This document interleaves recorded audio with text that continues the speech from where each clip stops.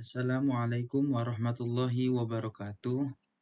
Di sini saya ingin memenuhi salah satu tugas dari mata kuliah Desain UI UX, yaitu mempresentasikan materi tentang 5 tahapan design thinking. Sebelum itu, perkenalkan, nama saya Muhammad Ade Abdillah dengan NIM 230500792 dari Program Studi Ilmu Komputer, Fakultas Teknologi dan Bisnis, Universitas Yatsi Madani.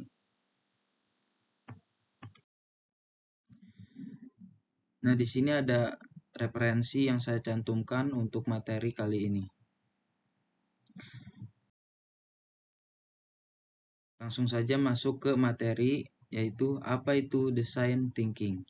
Design thinking adalah pendekatan berpikir kreatif yang berpusat pada manusia untuk memecahkan masalah dan menemukan solusi inovatif. Proses ini membantu kita memahami kebutuhan pengguna, menghasilkan ide-ide kreatif, membuat solusi nyata, dan terus memperbaikinya berdasarkan umpan balik. Di sini ada 5 tahapan utama dalam design thinking. Yang pertama yaitu empathize, yaitu berempati. Selanjutnya ada define, menentukan masalah. Ideate, menghasilkan ide. Prototype, membuat prototype. Dan yang terakhir yaitu test atau uji coba. Nah, di sini yang pertama ada empathize, yaitu tahap pertama ini adalah dasar dari seluruh proses design thinking. Di sini kita berusaha memahami secara mendalam siapa pengguna kita, apa yang mereka rasakan, pikirkan, dan butuhkan. Tujuannya sendiri yaitu menempatkan diri kita di posisi pengguna agar bisa benar-benar memahami masalah dari sudut pandang mereka, bukan dari asumsi kita sendiri.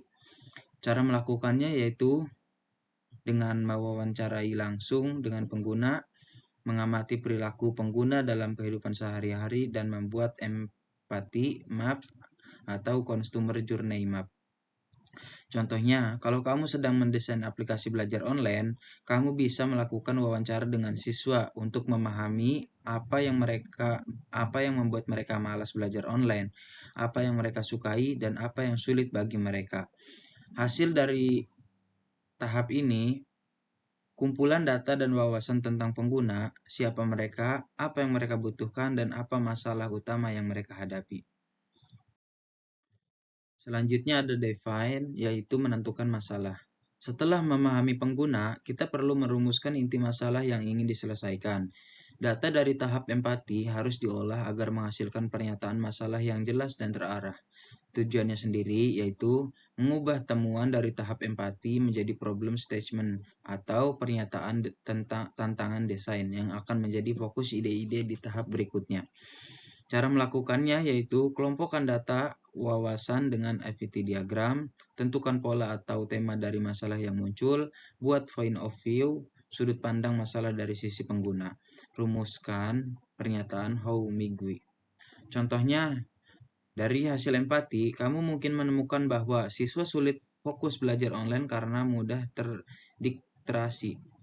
Maka problem statement-nya bisa, bagaimana kita bisa membantu siswa agar tetap fokus saat belajar online meskipun banyak gangguan. Hasil akhir tahap ini, 1 atau 2 pernyataan masalah yang jelas, spesifik, dan berpusat pada kebutuhan pengguna. Selanjutnya ada ideate, yaitu menghasilkan ide. Setelah tahu masalah apa yang ingin dipecahkan, kini saatnya berpikir kreatif dan menghasilkan sebanyak mungkin ide solusi. Tujuannya mengeluarkan ide-ide segar tanpa batasan, karena semakin banyak ide, semakin besar peluang kita untuk menemukan solusi yang terbaik. Cara melakukannya yaitu lakukan sesi brainstorming dalam kelompok, gunakan teknik seperti mind mapping, scamper. Dan yang terakhir yaitu dorong semua anggota tim untuk berpikir bebas tanpa takut salah.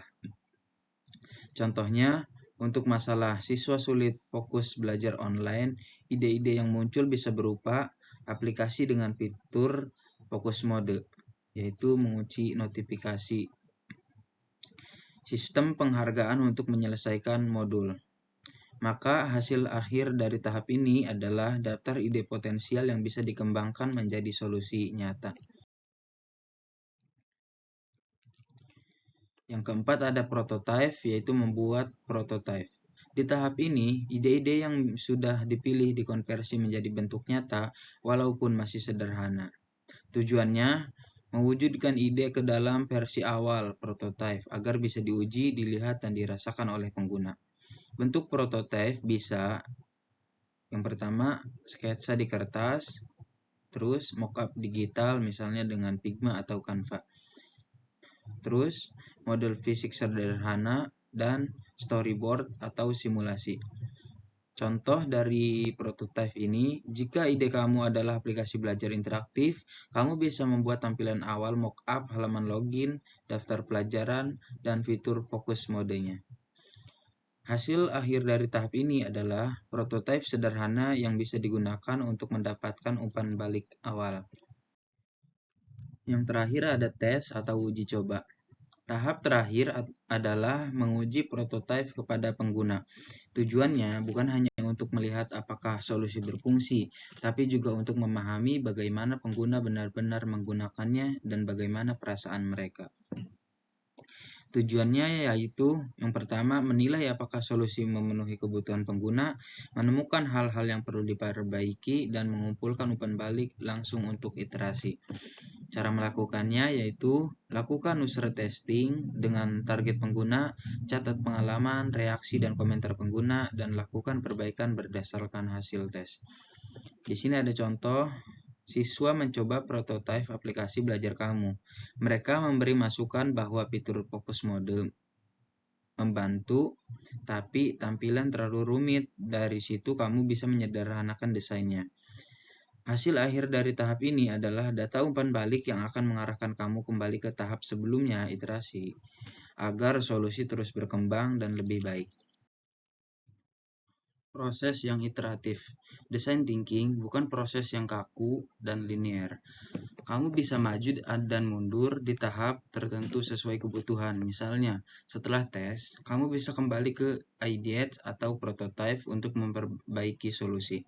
Tujuannya yaitu bukan hanya untuk membuat solusi yang bagus, tetapi menciptakan solusi yang benar-benar dibutuhkan dan disukai pengguna. Intinya yaitu design thinking membantu kita berpikir seperti desainer, bukan hanya sekedar memecahkan masalah, tapi benar-benar menciptakan pengalaman yang bermanfaat bagi manusia. Mungkin cukup sekian pemaparan materi dari saya. Terima kasih atas segala perhatian dan mohon maaf atas segala kekurangan. Wassalamualaikum warahmatullahi wabarakatuh.